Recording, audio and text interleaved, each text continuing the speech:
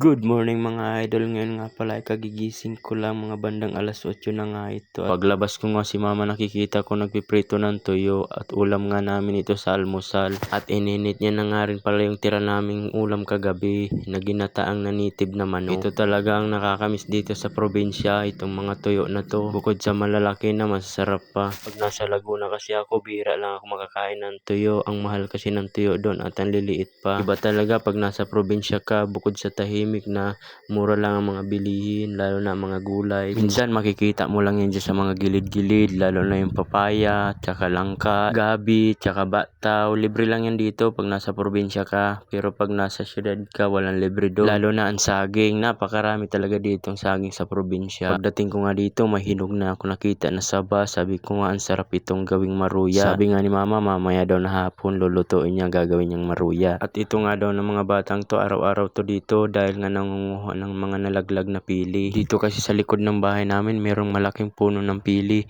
at hindi talaga ito nauubusan ng bunga. Kaya naman itong mga bata araw-araw talaga ito nandito nangunguha ng mga nalaglag na pili. Yung bunga kasi mga idol ng pili, yung parang lantana, yung maiitim na sila, ay kinakain talaga yun ng mga ibon. Kaya naman pag nalaglag na ay hindi naman hahabulin ng ibon yun, papabayaan na doon sa baba. Kaya naman yung mga bata na lang nangunguha. Hindi lang yan ang puno dito sa amin ng pili, marami talaga ditong puno ng pili. Yung iba ang baba, may bunga na. At dahil nga hapon na mga idol, ito nga yung sinasabi kong hinog na nasaba na gagawin nga maruya ni mama. Ang lalaki nga nitong mga saging na to at tamang-tama lang ang pagkakahinog. Kaya naman masarap talaga itong gawing maruya. At habang ang nagluluto ng maruya si mama dyan mga idol, ay ninanakaw ko nga yung mga naluto niya ng maruya. Kinikwentuhan ko nga lang para malibang.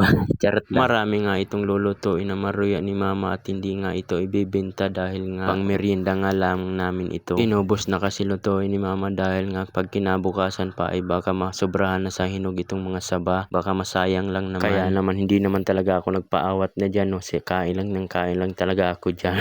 Bago man matapos ni mama lutuin ito ay talaga naman busog na ako dito.